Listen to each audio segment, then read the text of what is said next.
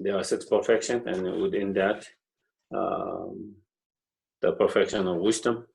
So we have been discussing on that, and even that by following the Shantideva's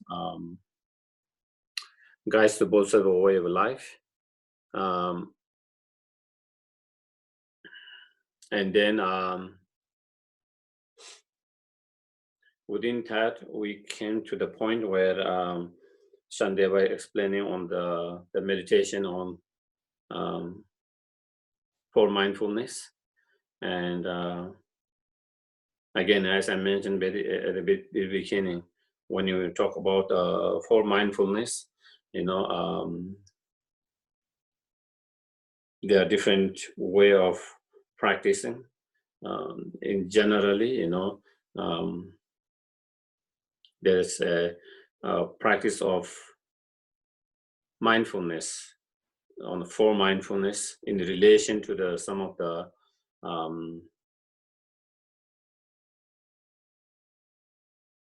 practice which is related with more conventional nature and then ultimate nature.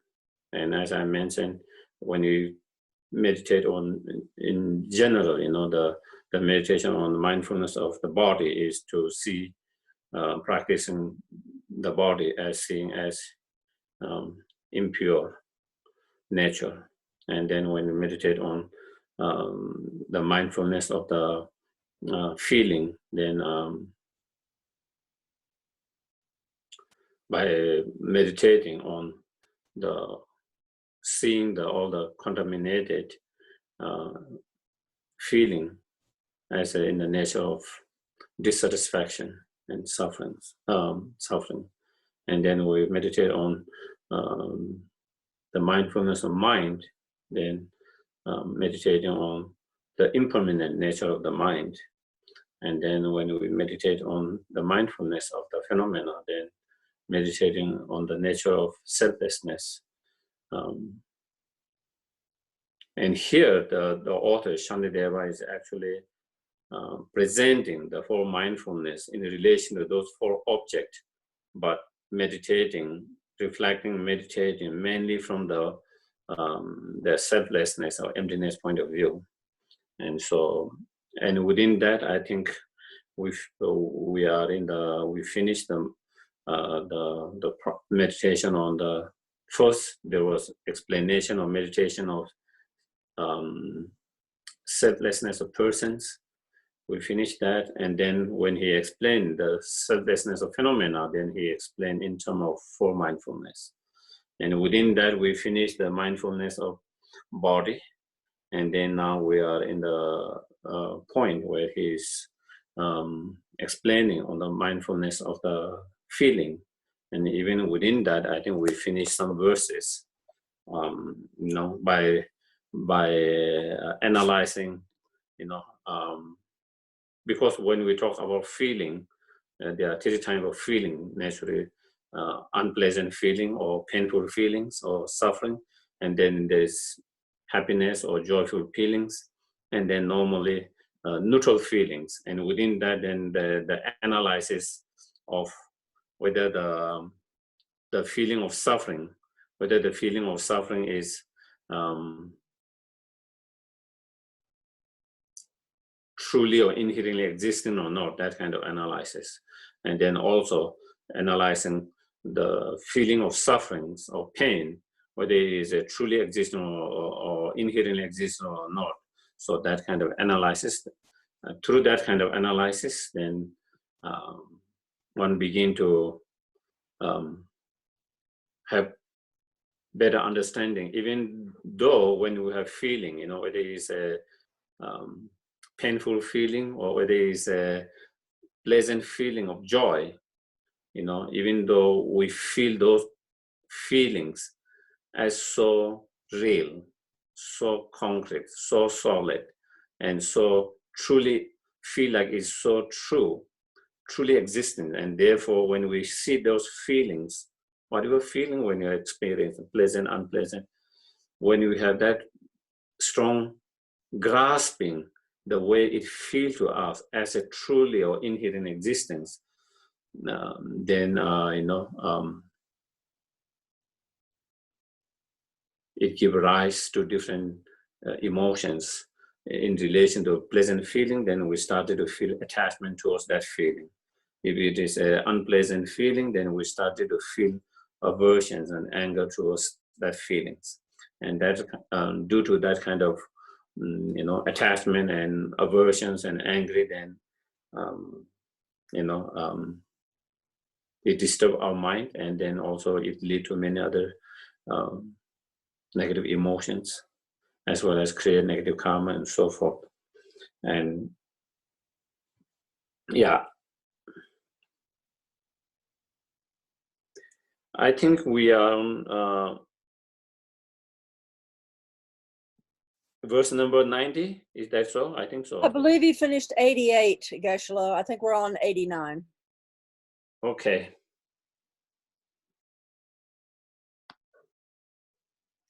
So then in verse number 88, the analysis was whether the feeling of pain or suffering, whether it is truly existing or not. And now through that analysis, then it come to understanding that the feeling of pain is not truly existing and inherently existing as it appear to us, And then next is doing the, and also it did also for the feeling of happiness as well. So indeed, pain really exists, but when a strong feeling of pleasure occurs, a pain is not experienced because it's overridden by the pleasure. Because in the previous analysis, it explained,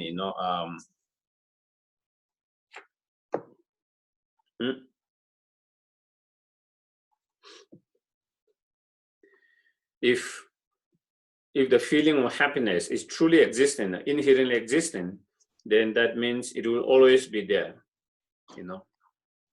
If something is truly existing, inherently existing, then it will always be there. If it changed, then that means it cannot be changed. Something that is inherently existing, that cannot be changed. And if it cannot be changed, then it cannot be, manifesting and non-manifesting or becoming strong or less strong, all of that. There wouldn't be any kind of changes. And if that is the case, then when you have a strong feeling of, pleasant feelings, if that is inherently and truly existent, then that wouldn't allow any pain to exist. Because you cannot have, in terms of emotional or mental level, both happiness and the feeling of happiness and suffering or pain simultaneously at the same time, And so if that is the case, then because, and so then, but, our own experience shows, we could have, for example, the example giving, in the previous verses, for example, even though we might have having a very pleasant, joyful feeling when you are,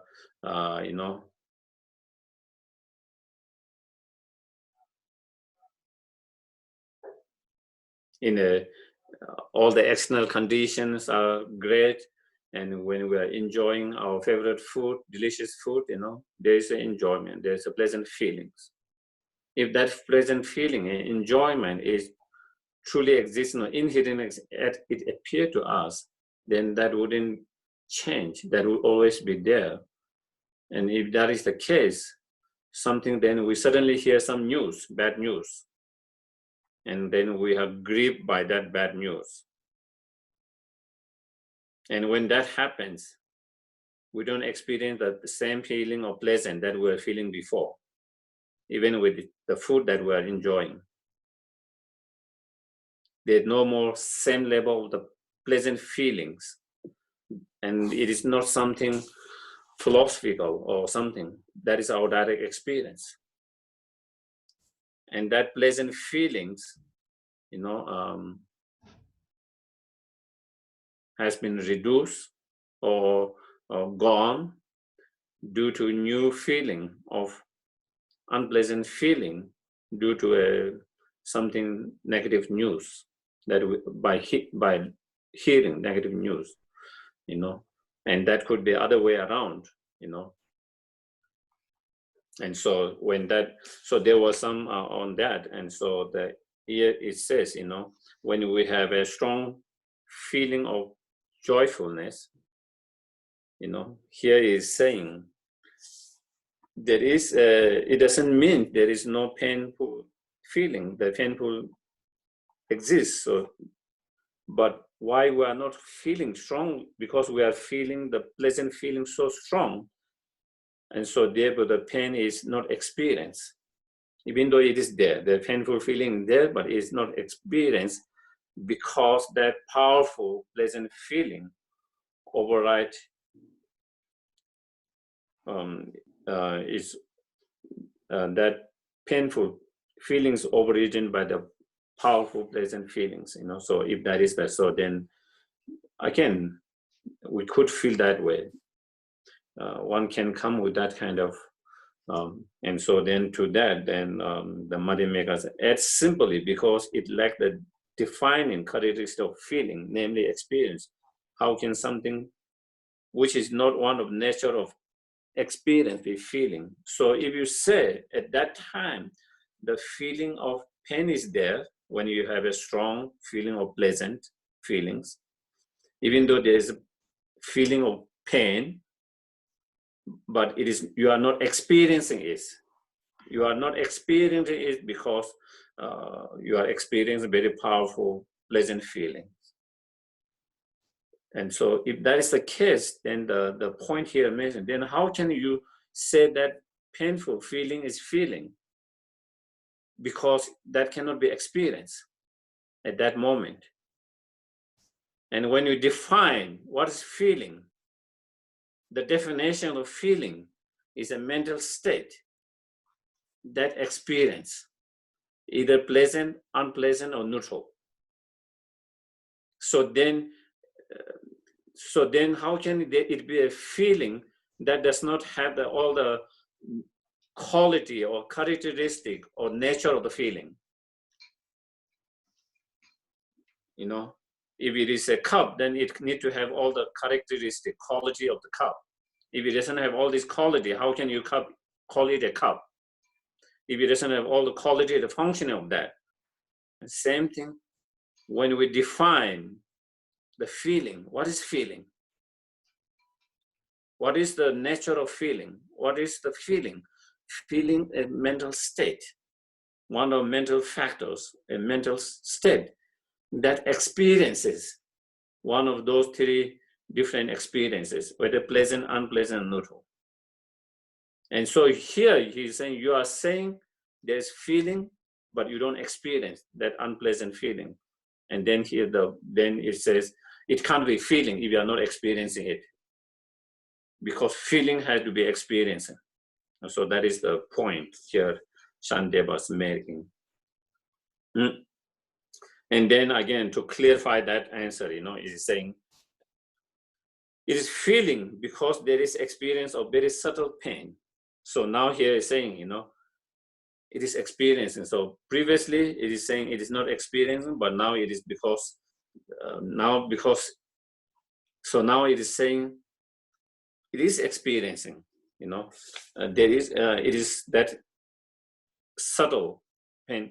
It is a feeling because there is experience of very subtle pain. So it is not a gross pain, strong pain, but there is a feeling, subtle feeling that is experiencing, subtle painful feeling that is experiencing.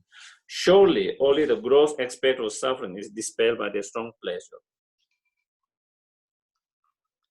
And then it is saying, The nature of this subtle pain is slight, weak feeling of happiness distinguished from the gross sensation of pleasure. So here's saying, so then, because again, you cannot have two opposite feeling, experiencing two opposite feeling at the same time, simultaneously, pleasant and unpleasant.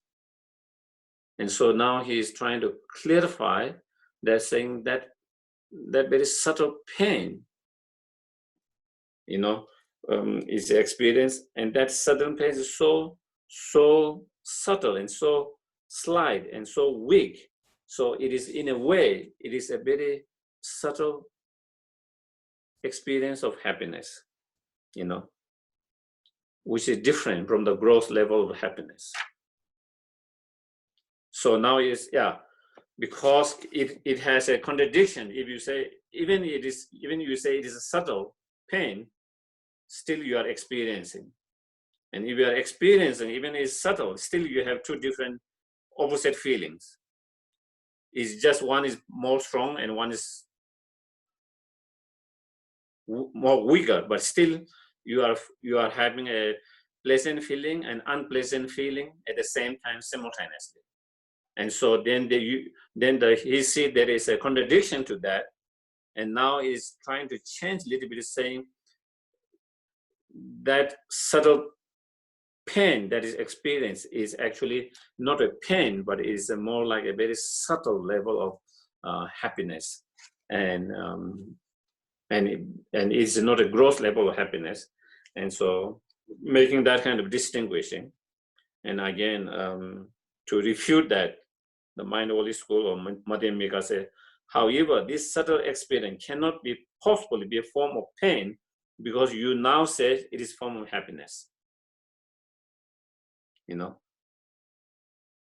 And he had to say it because he saw there's a contradiction. If you say that is pain, then you see there is two painful and happiness at the same time experiencing. And because there is contradiction to that, now it says that subtle pain is not really pain, but actually a subtle level of happiness. And then there's if that is the case, that subtle experience is not really, then you can be that is pain, and because you just say it is form of happiness.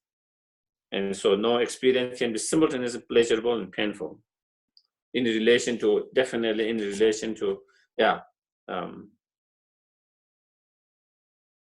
especially it comes to two mental state, okay? Two mental state, one pleasant and one unpleasant feeling. It cannot have simultaneously at the same time. So that is where, because they are contradictory mind, and just like the fundamental ignorance and wisdom realizing emptiness, they cannot have together simultaneously at the same time. Also, in same way, loving kindness, compassion towards someone, and anger and hatred to someone cannot be simultaneously at the same time in one person. They all are contradictory mental state. If the pain is not occurring in someone's mind because it's opposite, so such as the happiness is occurring, then to consider what has not occurred to be feeling is surely what could only be called a mistaken conceptions. So then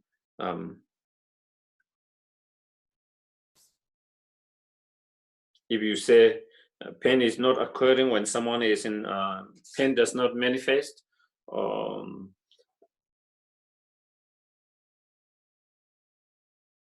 when someone is experiencing a pleasant or joyful feeling, and then to say still there is a feeling of pain, but it's not experienced, then there is a contradiction. So therefore, Because if it is a painful feeling, then it has to be experienced, and therefore to have to believe that it is a feeling but is not being experienced is totally mistaken conceptions. So that is where, yeah.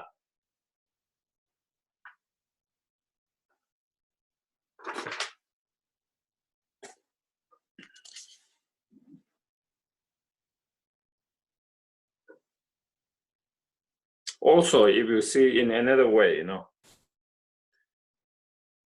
the object of different feeling or different experience, okay, whatever that object might be, to us, when we have pleasant feeling, we feel there is appearance, and we feel that object is truly or inherently cause of pleasant feeling. And if some object produce our unpleasant feeling, there is appearance, and we believe that object is inherently truly existing cause of unpleasant feeling. And we believe that, but again, that is not the case. You know, because same object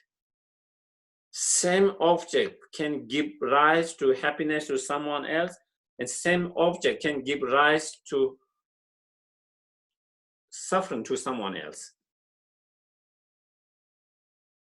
Same object or same situations, same event, whatever object that could give rise to a pleasant feeling, happiness feeling to someone, that can give rise to very painful feeling to someone else, and it could give rise to more neutral or indifference feeling to someone else, isn't it? That is, again, we can see, and that clearly shows that object is not truly inherently existing cause of suffering or cause of happiness or cause of indifferent or neutral by itself, by objectively.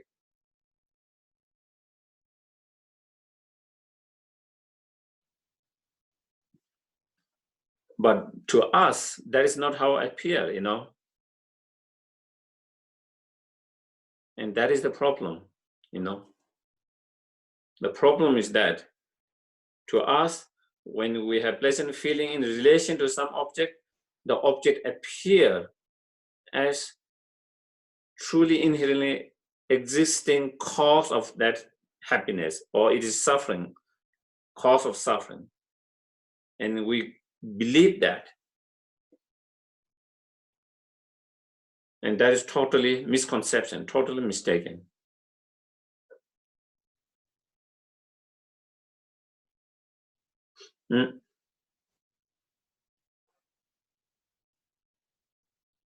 It is, I think it is, when we are now discussing that, I think we can kind of understand that a little bit.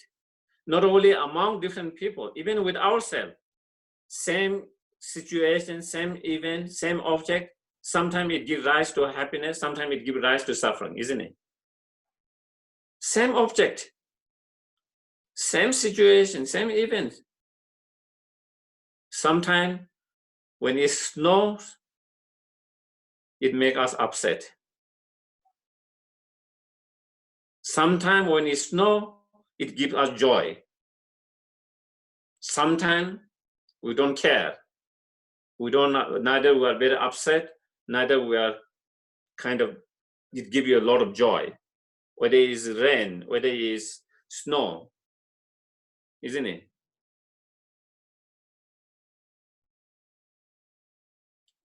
But the problem is when, due to any event, situation, or object, when any of those different feeling arises, in that moment, we cannot see that. In that moment, we see that object is the real inherently existing cause of our experience.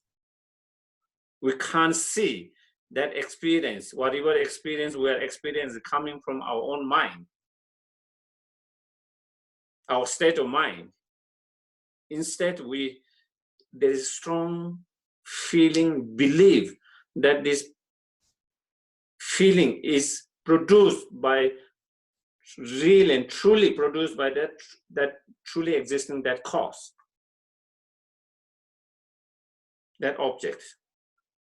And so again, the reason why we feel it that way, even when we have some intellectual understanding, because when we discuss here now, we start to have some intellectual understanding, but in our everyday experience is the opposite. And because of, our imprint and familiarity with that way of imprint and familiarity with that way of thinking over the so many, from the beginning time. So that is where meditation comes. It is not enough just to have intellectual understanding. We have to practice that again and again, think again and again, reflect, contemplate, meditate again and again, so we have more and more imprint towards that. More and more imprint, and more that kind of natural feeling and experience of that, and so yeah.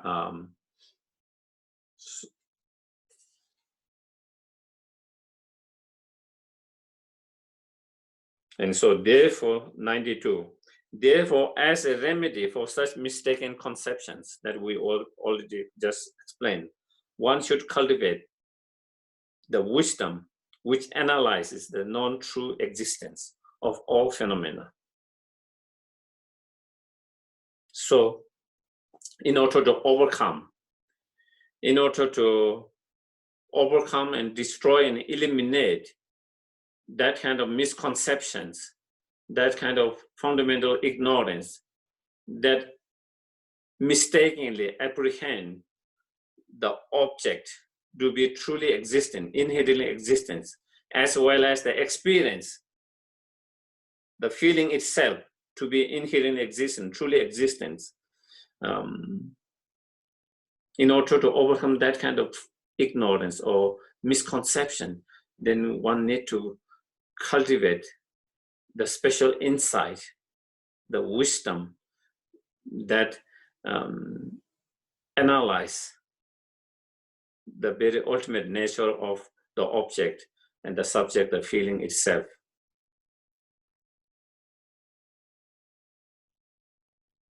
Through analysis, then we begin to see true nature of, true reality of the object and the subject, the feelings. And when we have that wisdom or special insight that realizes the ultimate truth or ultimate reality, then that will counteract and destroy that misconceptions of that fundamental ignorance. And therefore, the state of observation that arises from the field of what is examined by this mind. So then that wisdom supported by the meditative concentration, shamatha, so then when you have that kind of meditative concentration, shamatha, and with that shamatha, meditative concentration, then when you analyze the reality of the phenomena, then that analysis, the way you do analyze it, become very powerful because of that kind of strong, non-distracting, single-pointed meditative concentration. So that your analysis, your meditations become very powerful. And through that, you can have the wisdom more quickly and more strong.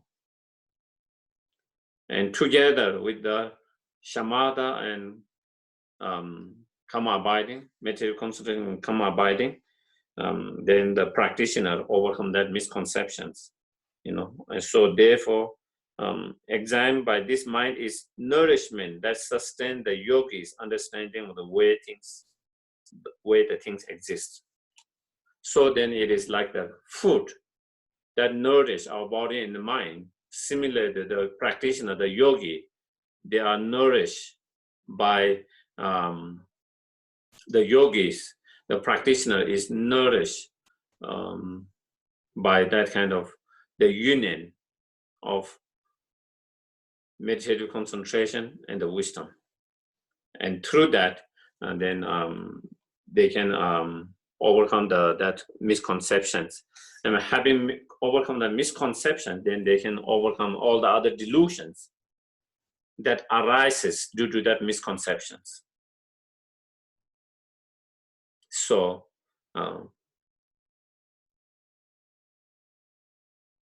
in the sutras, it says, there are remedy or method practice meditation in relation to each of those delusions. Like in sutra, they give for example, in order to overcome anger and hatred, there's a meditation on loving kindness, compassion. In order to overcome jealousies, there's a meditation on rejoicing. In order to overcome pride, there's a meditation on the 5 aggregates, 12 spheres or sense faculties, 18 elements, and so forth. In order to overcome ignorance, there's a meditation on dependent arising and 12 dependent and so forth.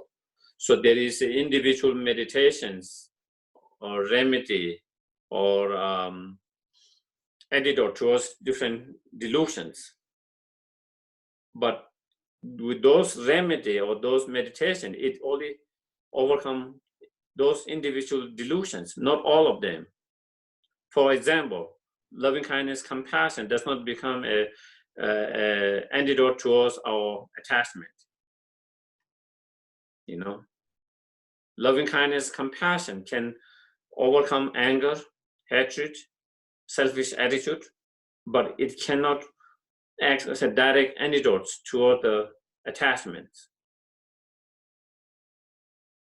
And also, the antidotes to attachment, such as by seeing the object of our attachment as a impure, essenceless, impermanent nature, and so forth.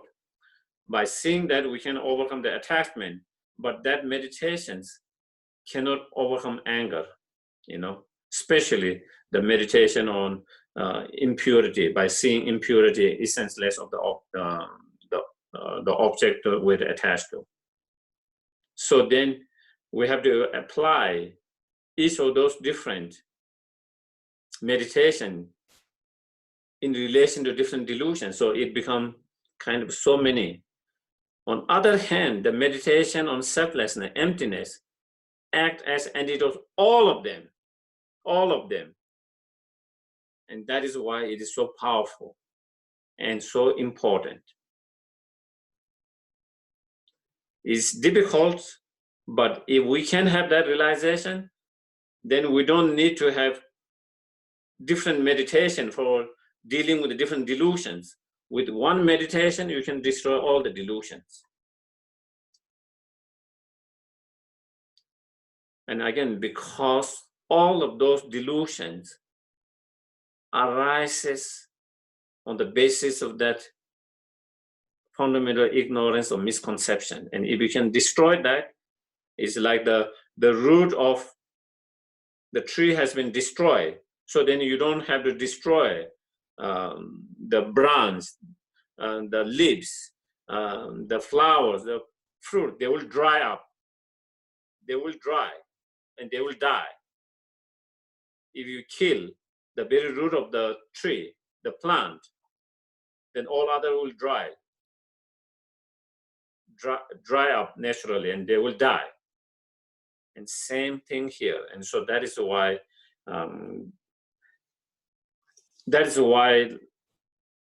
Nagarjunas and Shantideva and all of them, they emphasize so much on that.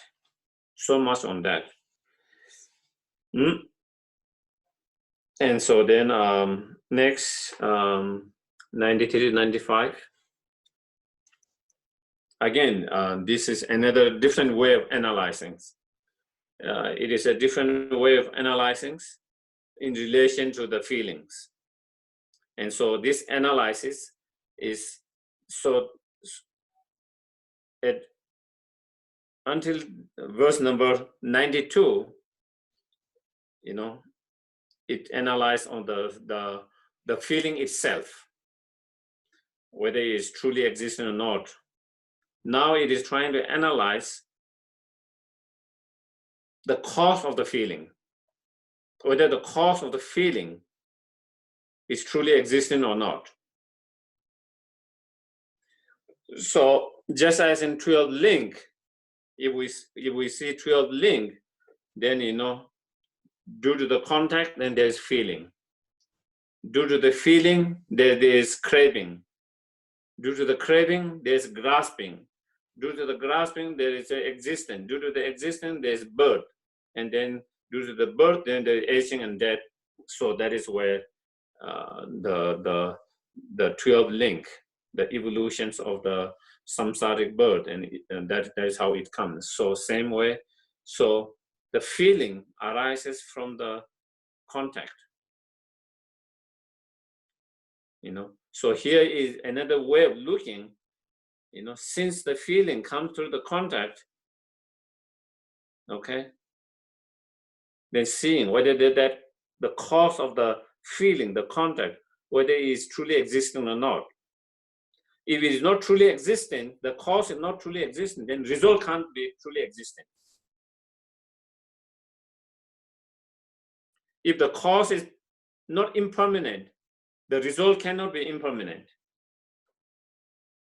The cause and result have to be concord and similar. And the cause cannot be permanent, while cause is permanent and result being impermanent is not possible. Same way, the cause being truly existing and feeling being non-truly existing is not possible. If the cause is not truly existent, then also the result cannot be truly existent. And so that is another way of looking at it. Like when you analyze, sometimes you analyze the nature of that object itself, and then you analyze the cause of the object, and then the result of the objects. And so a different way of is a very rich and very broad way of analyzing things from its own nature, from the cause, from the result, from all, especially the Bodhisattvas. They do very extensively that kind of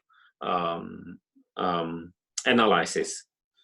And because when you do that kind of analyze from many different perspectives, then your understanding becomes more powerful, more strong. And so in order to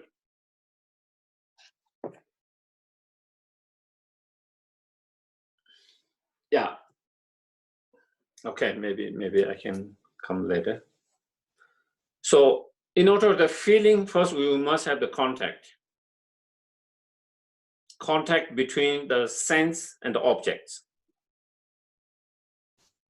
And through the what we call the sense power, sense faculties. Okay, so three things has to come together in order to contact. There is the external objects in terms of, let's say, eye consciousness, perceiving the cup. Okay, external objects, there is the cup. Okay, the eye consciousness, there is the eye consciousness. The way eye consciousness contact the cup and experience it is through the eye faculties or eye sense faculties. And so there is like the microscope, that there is something very fine, very subtle, fine, what we call sense faculty that allow eye consciousness to contact with the cup. And sometimes when that sense faculties or sense, for example, in eye sense faculty or eye sense power, when there is a damage to that, then even though there is consciousness and there is cup, but it is unable to contact and experience because in between there is that middle, the sense faculties or sense faculty power that has been damaged. Without that, the eye consciousness cannot contact with that. And so when all these three come together, when all of them there, then the eye consciousness is able to come into contact with the cup and to be able to experience. And when you come into contact with the object and when you experience, then if it is a pleasant experience, then we have attachment. And that is where it comes, the feeling of, then that gives rise to feeling, and then that gives rise to attachment. So that being the case, so first we have to contact, because it has to be contact. So then analyzing if there's truly existing contact, then when you do that kind of very, critical, ultimate analysis deeply, without just being satisfied with just the way things appear to us, but going beyond that appearance, not being satisfied with just the appearance and functioning of that, but trying to understand what is contact itself, going deeper analysis. That is what we call ultimate analysis. And with that critical, then if it can be found, then of course, then if it's truly existent, then it has to be more clear and found. If it's not truly existent, then you will be not, it will become less clear and you will be not even found. So that is why analyze comes. If there were space between the sense faculties, such as the eye and the objects, such as visual form, how could the two even meet, So it's saying, so in order the consciousness, in order consciousness to contact with the cup, it has to contact through the sense faculty, eye sense faculty. And so in that cases, is there a space between the eye faculty and the visual form, the cup? If there's a space between them, if they are not touched to each other, if there is a gap between them, then they haven't come into contact. Okay? If I put this cup and the book, and if there's space, it hasn't touched, and therefore it hasn't come into contact. Because there's a gap between these two things, and so therefore it hasn't been touched. And so therefore you can't say they have come in contact. So then it is, there would be like mountain in the east and mountain in the west, But just as I give example of the cup in the book, they don't meet each other. They don't meet each other. They don't come in, and therefore they are not contact because there is space between them. If there's no space at all, and since they would become one unit, what could meet what? On the other hand, if those particles, the most subtle particles of the cup and eye consciousness is so small, so small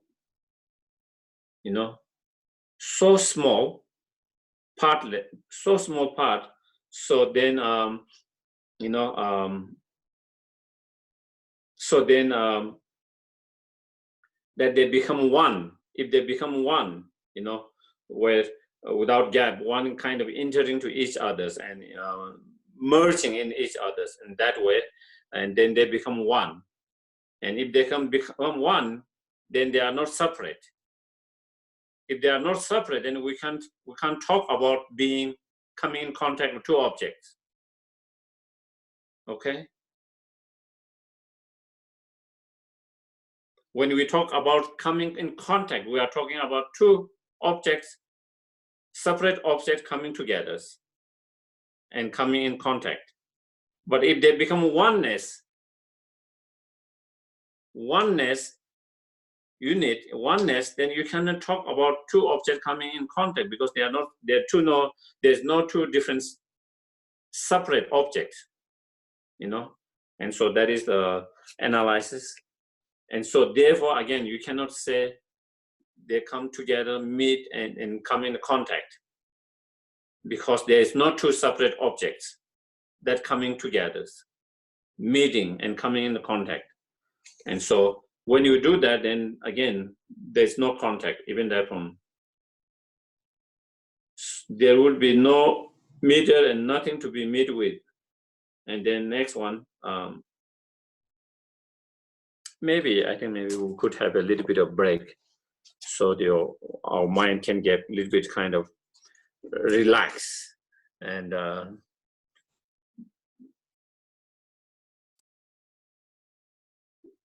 why is it so important for us to do all this kind of analysis, you know, complicating analysis, you know?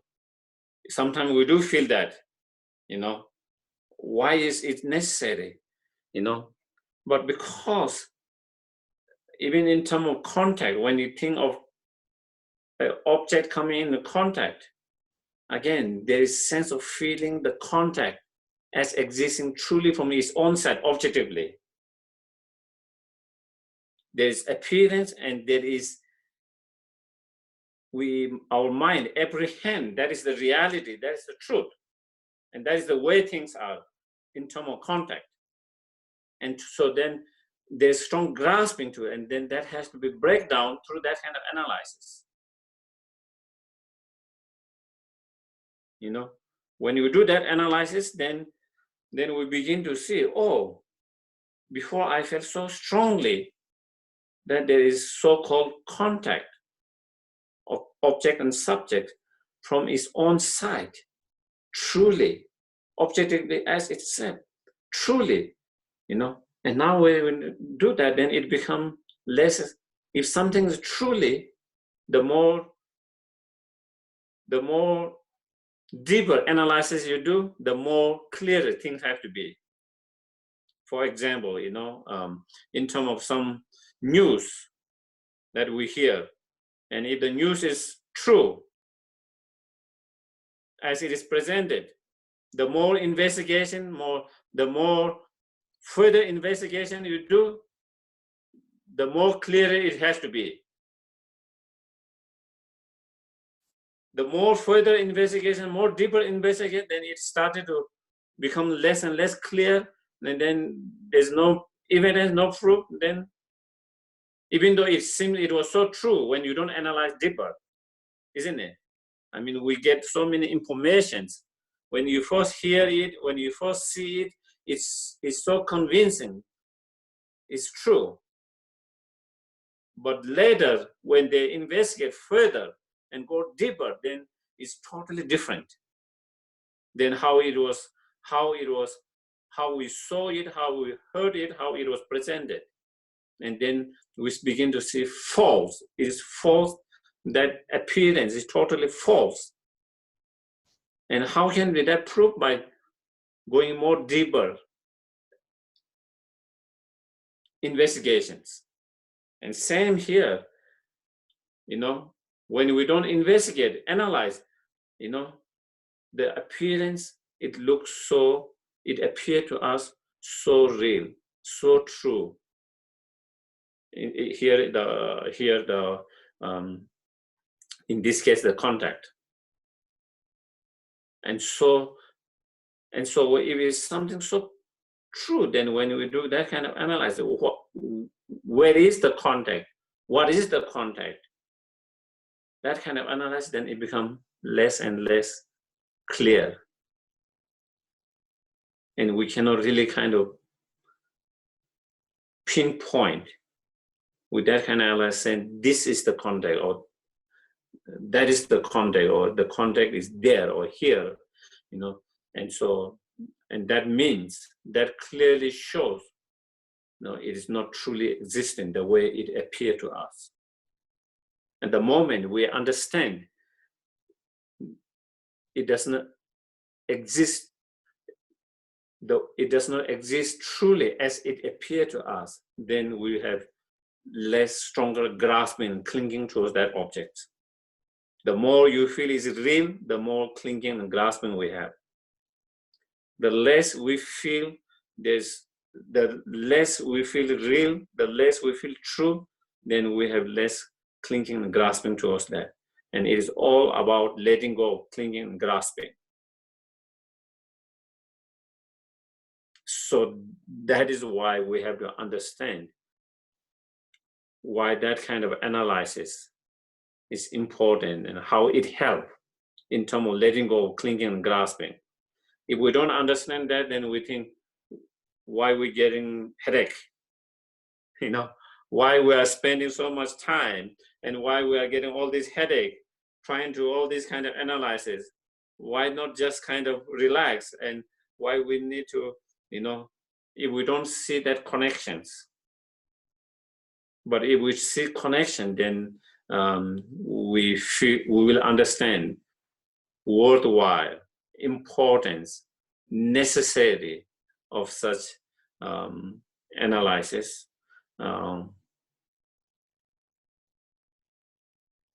Through that kind of analysis, and to come to certain understanding, conclusion, certain understanding, through that kind of certain understanding and conclusions, then our clinging and grasping started to lose the tightness of clinging and grasping, and eventually the whole clinging and grasping itself. And when there's no more clinging and grasping, then there's no more other delusions or afflicting emotion that arises due to that kind of clinging and grasping. So that is the key. Okay, so we will have a 10-minute break. So nice to see you. Here you have to unmute. There is a sign. Oh yeah. Now again you are muted. You unmuted and then you muted again.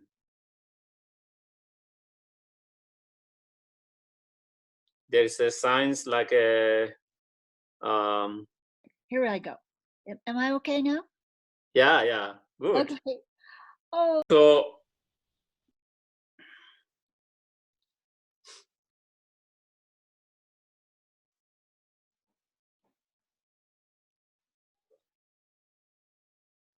sometimes, you know, sometimes we feel, you know, why we need to do all this study and all this analysis, you know. Sometimes it seems it's much more easier just to quiet your mind, not to think, and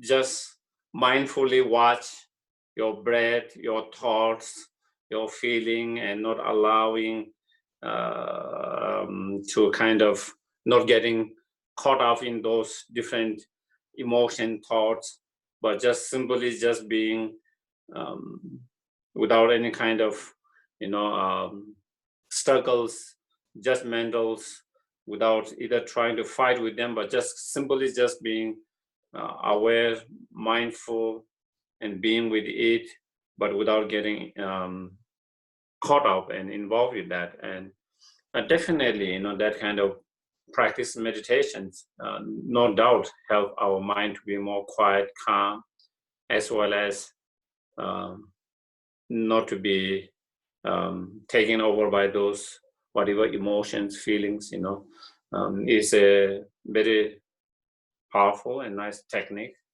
and you can see immediate it's easy to see immediate kind of result in terms of quietening your mind, feeling more quiet, calm. Whereas this kind of analysis seems to be, making your mind even more busy and even more active, and it's not quieting your mind. It is kind of making it even more kind of very, very active. And sometimes we wondered whether this is the right way, and there is a way of looking at this, the way that we understand,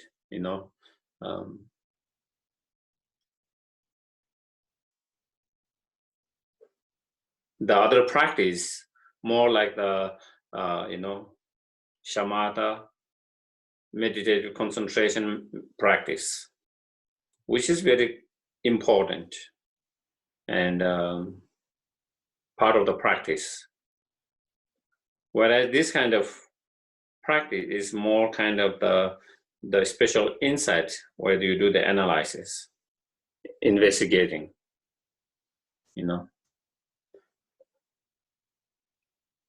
But isn't that actually fun? Oh,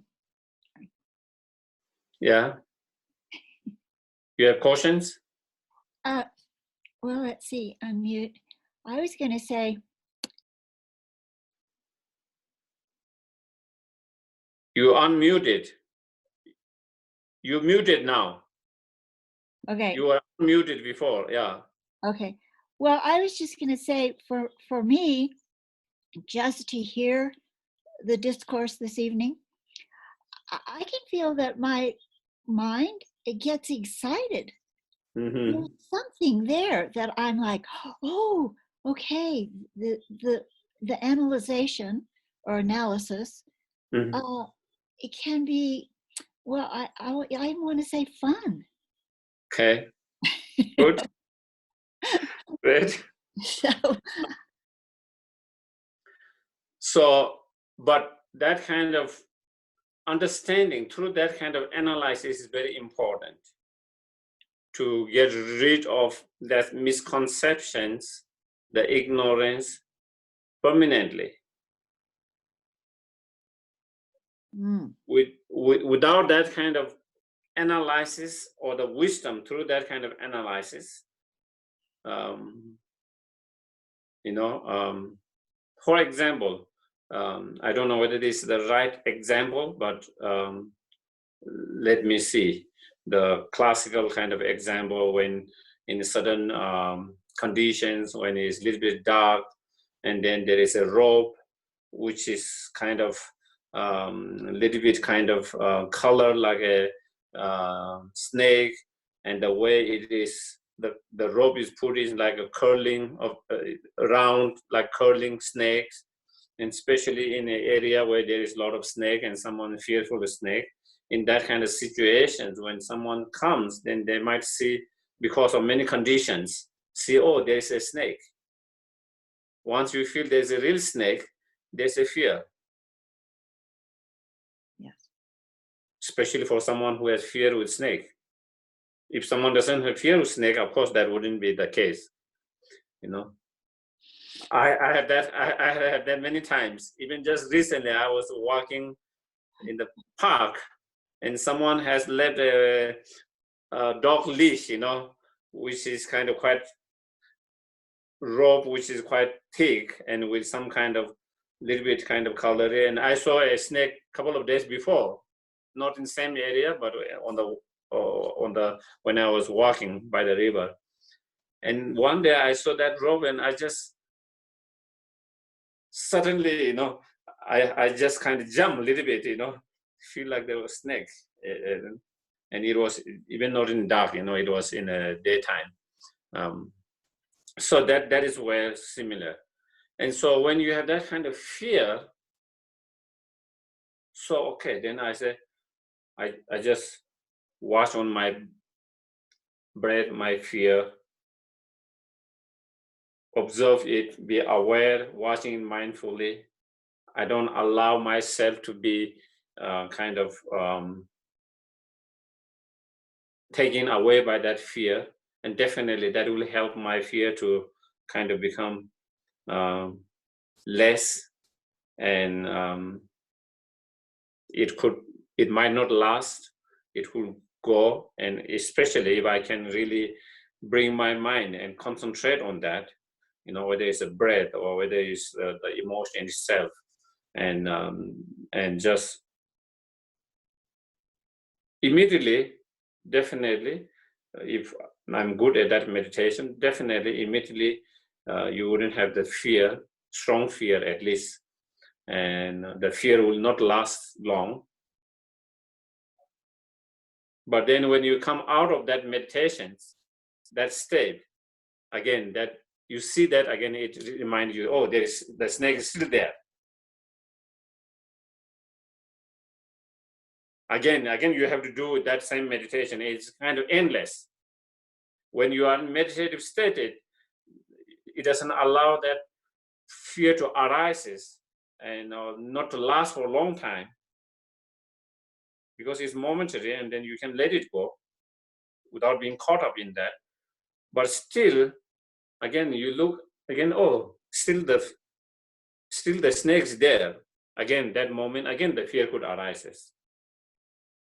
And so therefore, that doesn't become a permanent solution to overcome the fear, because as long as in that meditative state, the fear doesn't arise. But when you are in that not meditative state, then again, you see that rope, and you believe that is a fear, again, the fear arises. Whereas when through that kind of analysis, then you go closer to that place. Maybe if you have, have a more light. And with more light, as you go closer, then you recognize, oh, it is not a snake, it is just a rope.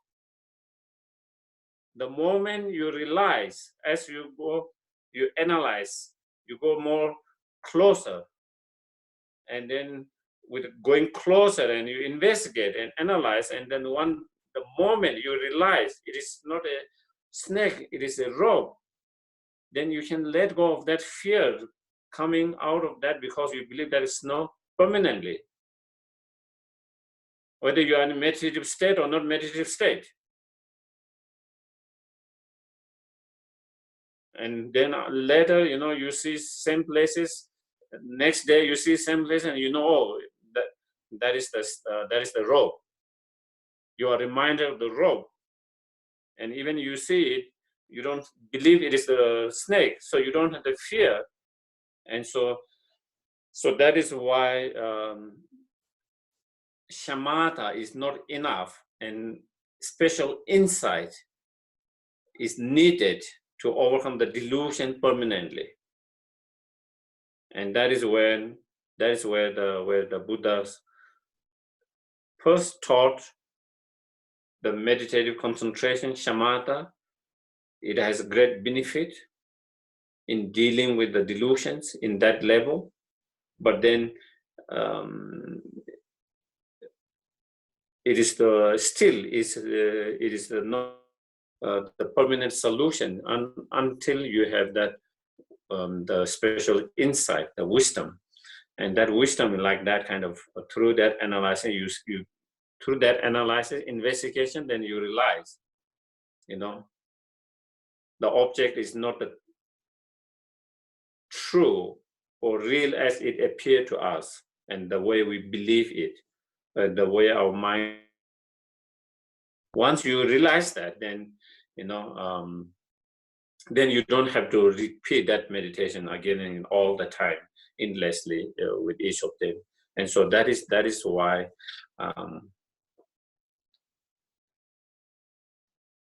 long term is important to solve the problem permanently. And I think that is why all these,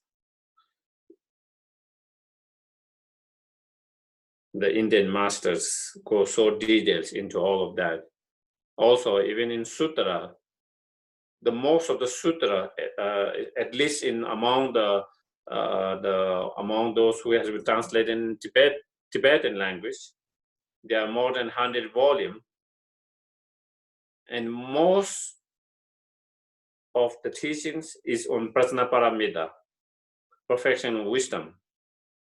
There are many. There are 12 volumes, what we call 100,000 verses, and then there is 4th volume, which is the kind of middle, and the 20,000. The extensive is 100,000, and the middle is 20,000, and then the short one, which you call 8,000 Gedomba, and then there are so many small like Vajrakata Sutras, Heart Sutra, all of that. And if you see all of those, these are all kind of that basically on wisdom part, As we can see, Heart Sutra is very short, like form is empty, emptiness form, emptiness no other form is not other emptiness. There's no form, feeling, and that all of that, so extensive in Sutra, the way Buddha explained, because it is so important. If it was not necessary or it's not so important, then he would spend so much on that part, Even though in Sutra there is meditation on meditative concentration, shamatha, but there isn't so many volume of that like that. And because of the importance of that. Okay. Now, having said that, now we go for the 94. So, in some of the Buddhist schools,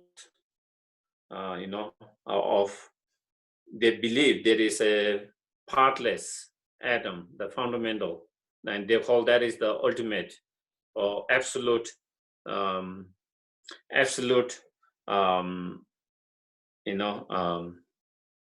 The most tiniest, that was so tiny that you cannot divide into anything more, it's so small particles, so small particle or atom that you cannot divide into 2 more, and therefore that is the partless particles. And because it is partless and because it cannot be divided anymore in terms of the breaking into 2 more, breaking, and because of coming together with such many partless particles, then it becomes more gross and gross objects. So all these gross objects, physical matters, are made from that partless particles coming together, so many of them. And therefore they call that absolute, ultimate, I guess one time I saw some article in Science, they were trying to find the God particle. They named God particle. I saw they were trying to find, and there were some articles where some scientists thought they found the God particle, but I think maybe they really didn't find it. And so it is a similar, in some of the Buddhist schools, they feel that is the absolute and ultimate, because that is the basis of everything, all the particle things.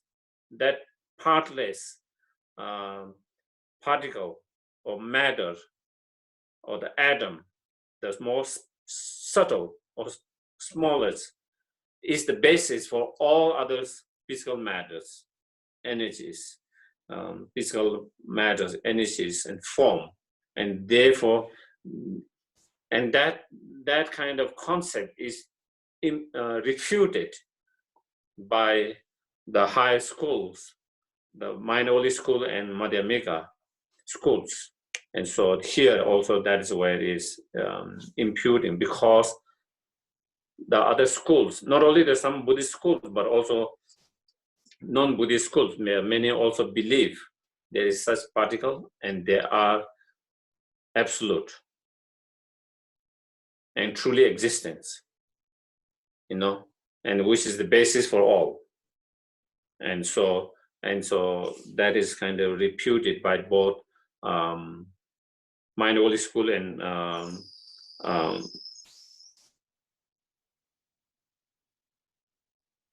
Middle Way School. So here is saying, furthermore, the partless atoms, atomic atomic particles of the sense faculty and the partless atomic particles of the object cannot meet on all sides, because they cannot enter into each other's. Since they cannot, because both of them are partless, and so so therefore you cannot say, entering in one of the I guess it is not here, but one of the, I don't know, maybe if I should even go.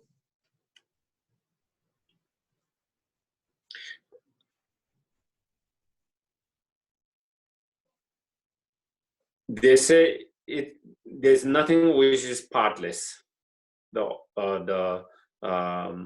higher schools, the middle way school and the Mind-Only schools, even though it's so small, even though you cannot break into two in terms of matter itself, but still they say there is a part which is south side, west side, north side.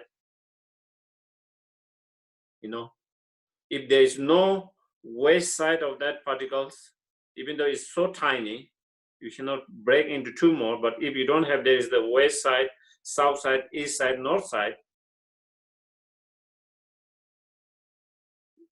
then how can many of them come together and kind of coming together and kind of contact with each other and become bigger and bigger and bigger, and that way it become a growth where we can see it, feel it, all of that. Because if there is no side where it is, then you can't talk about two sides coming together and becoming bigger. And then four sides coming, one side from east, one side from north, one side from south, one west, and then it become bigger with five particles coming together, that of small particle, and then more and more, and then it become more. If there's no side, then it would be one, and when it become a one, then it cannot become bigger and bigger, and then whether you can become growth. So that is one of the kind of the argument they make, and therefore they say it still has part, because there is, even the smallest one is still there is not a partless, it is still a part, because there's a south part of that subtle particle, there is north side, and so that is the kind of main argument they make. And so it's not exactly the same argument, but there is some similar here.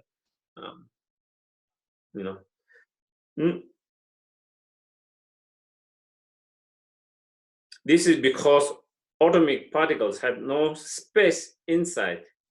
If there is a space inside, then again it would be it wouldn't be partless, and then completely equal in size.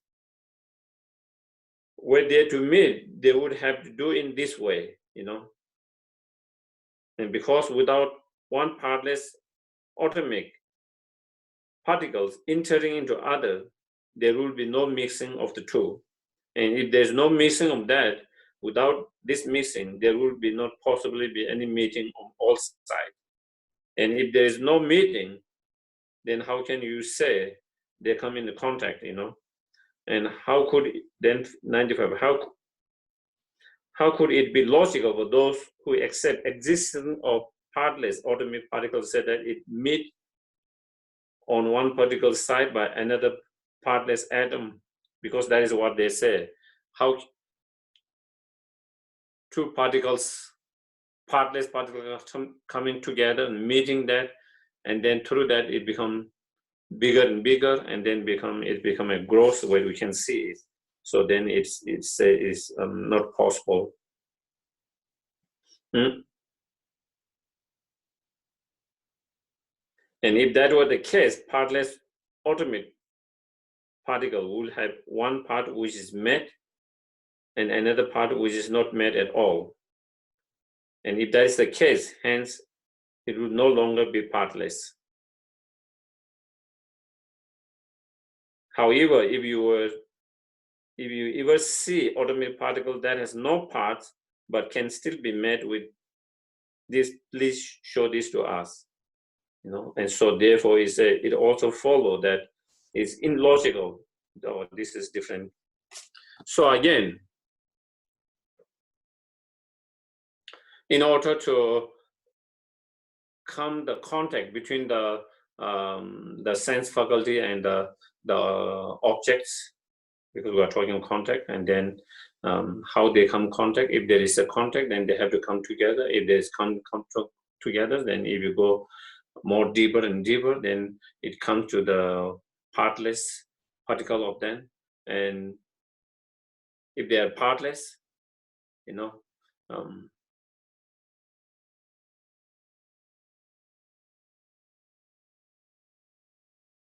how can they meet and come in contact? If they meet and come in contact, that means, you know, for example, many partless particles. So this is the central partless particles. And if you say, you know, the eastern part of that particles meet with the east side of the central particles, but doesn't meet the north side of the particles, then it is not part. Then there is part. So it can't be partless.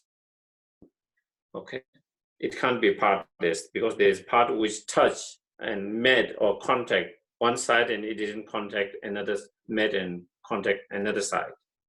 So therefore, then it can't be partless.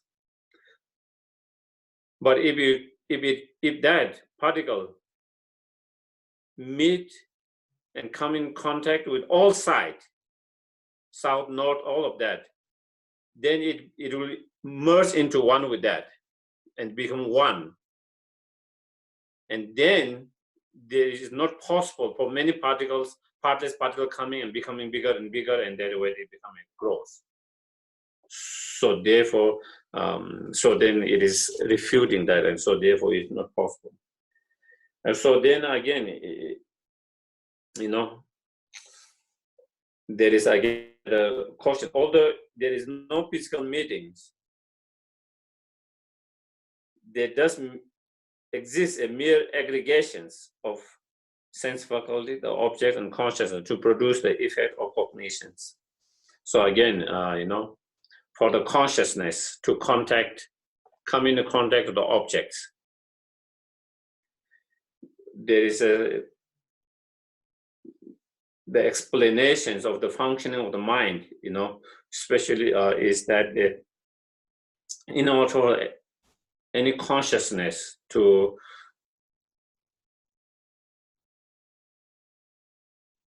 manifest, there are three conditions. Okay, there's for example, let's say an example of sense consciousness, the eye consciousness, of eye consciousness that's perceiving the book, for example. There's the objective conditions, there's the book, and there is what we call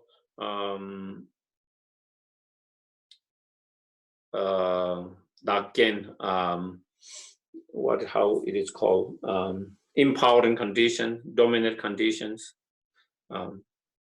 uncommon empowering or uncommon dominant condition. That is the eye sense faculty.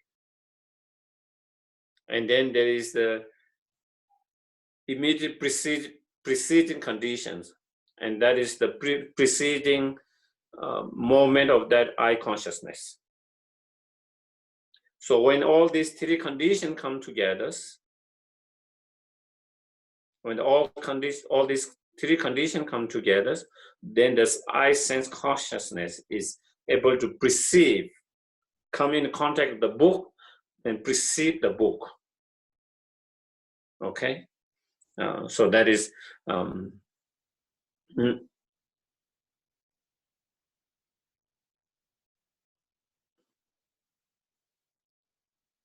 So when you don't analyze very deeply, then again there is, due to this three condition coming, then there is the consciousness, and that consciousness perceiving that object, and by perceiving that object, there is then certain experience, feelings. That is, but if we really analyze deeply, how does that consciousness really come in contact with that object? So we just analyze, coming contact between the faculties and the objects, sense faculty and objects, and you cannot really kind of pinpoint, with that kind of analysis. And also, if you say with the consciousness, again, if you do deeper analysis, how can you say the consciousness come in, perceive the object by coming in contact with that object? Because the object, in this case, book, is non-physical, but is physical, whereas consciousness is non-physical. So how can you say non-physical phenomena coming in contact with the non-physical, coming in contact with physical, and so it is not possible. When you come in contact, either it has to be physical to physical objects. And so therefore, again, when you do that analysis, again, you cannot really say and pinpoint and say, actually the consciousness come in contact. And therefore, there is no truly existing contact at all. There is no truly existing of the object. There is no truly existence of the sense faculties. There is no truly existing consciousness. And there is no truly existing them coming together. And there is no truly existence of coming in contact by coming all of them together. So that is where the point is making, the kind of final kind of point analyze. And answer, this is invalid because just as we analyzed before, aggregation,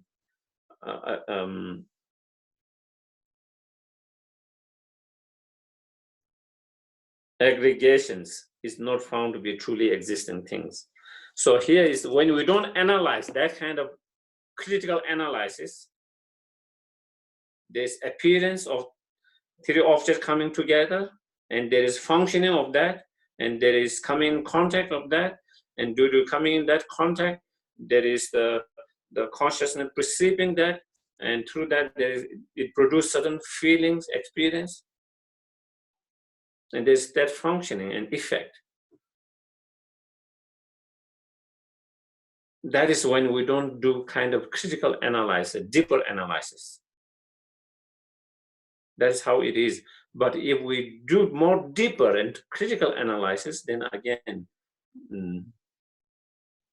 that cannot withstand. Each of them or all are coming together, and so therefore they are not truly existing, because the more deeper investigation, the more unclear it becomes. The more deeper analysis you do, the more you are unable to really pinpoint what is the object, what is sense faculty, what is consciousness, what is the actions of coming in contact, and all of them. And so therefore, all of them are non-truly existence. If they are truly existence, then when you do that analysis, they should be able to withstand such analysis, and you should be able to pinpoint, and it should be more and more clear with that. But that is not the case. And so that being that if in this way, contact, the cause of feeling, You saw? So when you do that analyze, then we analyze the contact. It's not truly existent, okay? It's not truly existent. If that is the case, from what do truly existing feeling, the effect arise? So if there's no truly existing cause, there can't be truly existing effect. And so therefore, because there is no truly existing contact, there's no truly existing result of that contact, the feeling. And we can do the same with the contact in relation to its cause. Because there is no truly existence object, and there's no truly existing the consciousness, so therefore, maybe let's say, because contact come in relation to the objects and the subjects. And because there's no truly existing objects, therefore there is no truly existing contact. In the same way as well as a feeling. If that is the case, thus, what is the purpose of tiring yourself out for the sake of obtaining pleasurable feelings? So, by believing and by apprehending to be there is truly existing pleasant feeling,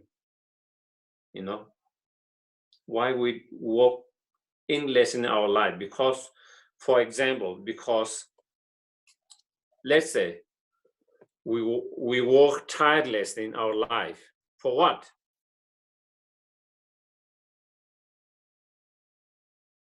To have a happiness, the feeling of happiness, isn't it?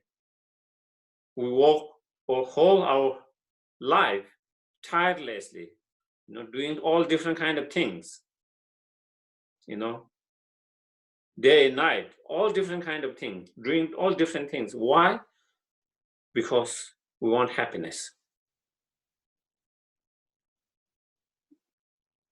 And not only we want happiness, we have this belief there's inherently existing happiness, and there is the object inherently or truly existing object that give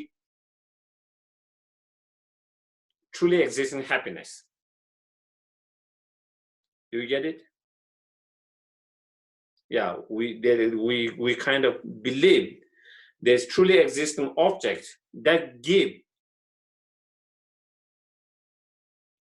rise to truly existing happiness. And so therefore, in order to fulfill that truly existing happiness, then, and believing that there is truly existing happiness and which we want to achieve, we want to get it, and then in order to achieve that, then we believe those different objects, things give truly existing happiness, then we kind of work to get all of them tirelessly. And so here he is saying, the very happiness that you're attached to, there is no truly existing happiness. So why you try to run after it in order to get that happiness? Because there's no truly existing happiness at all.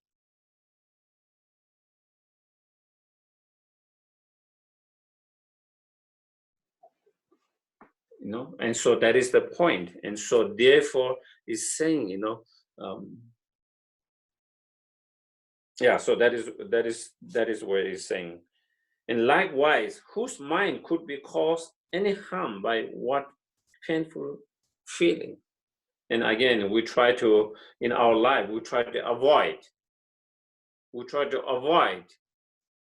anything, any object that give rise to pain and suffering. Again, we, in our life, we try so many things, tirelessly, day and night, trying to avoid anything that we believe that will give rise to suffering, painful feelings. Not only that, it is not just that, we have a strong misapprehending. There's truly existing suffering. And then trying to avoid that truly existing sufferings. And then there is a belief there's truly existing situations circumstances, objects that give rise to truly existing suffering, and therefore we try to avoid that. Again, here is saying, if there's no truly existing suffering, why we even work tirelessly in order to avoid non-existing feeling? Because there's no existing, truly existing pain. And so then it is say, both the pleasure, which is to obtain, because that is the happiness, pleasure that we want to achieve,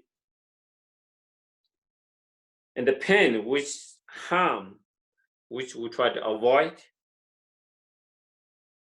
in our life, have no true existence. Both of them, the happiness are not truly existing, and the sufferings or the harm that we try to avoid have no truly existence.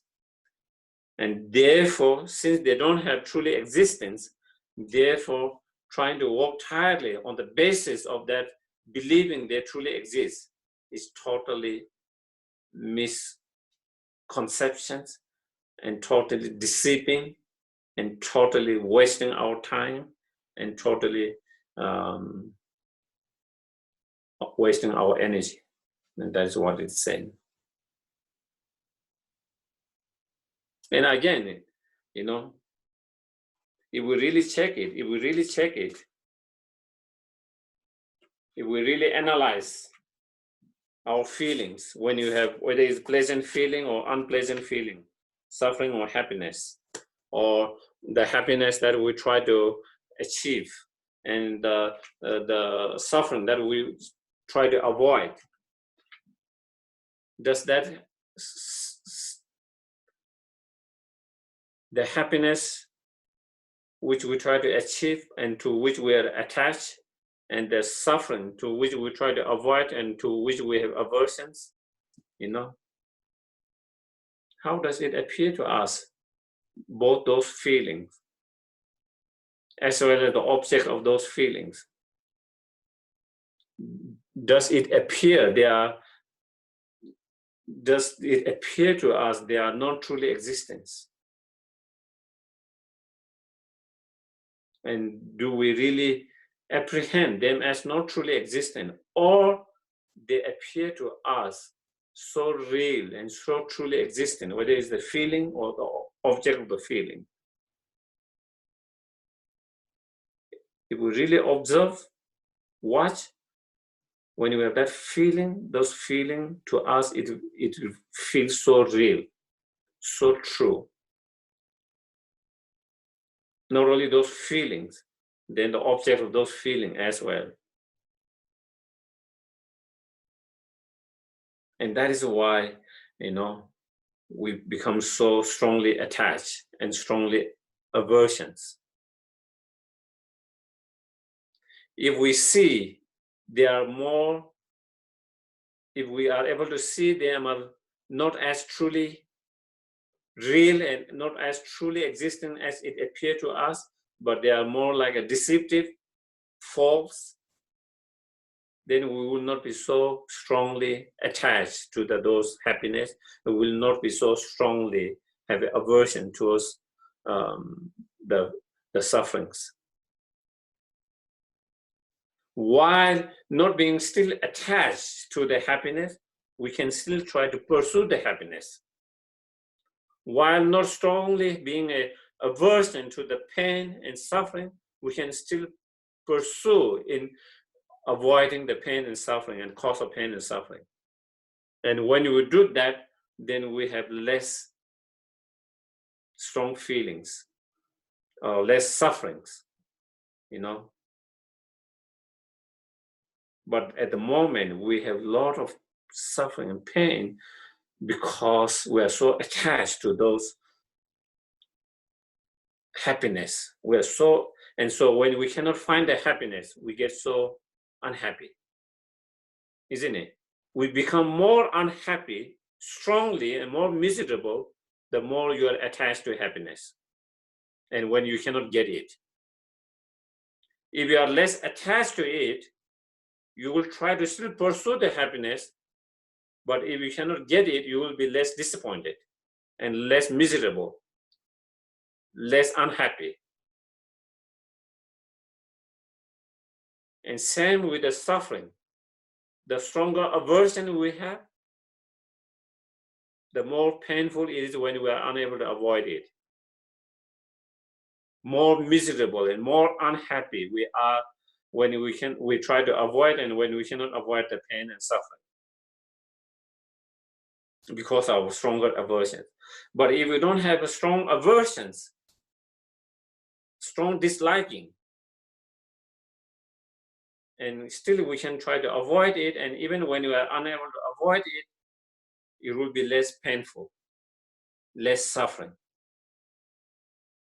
So I think we have to, again, we have to understand all these, the connections with these meditations and that kind of analyzing meditation in relation to our experience. Then we begin to see why such kind of analysis, investigation is helpful, and not just a kind of philosophy and academic, nothing to do with our emotions, you know.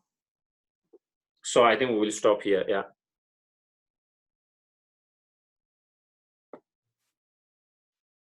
Thank you, Geshe. Thank you. Thank you. I'm going to read the dedication list.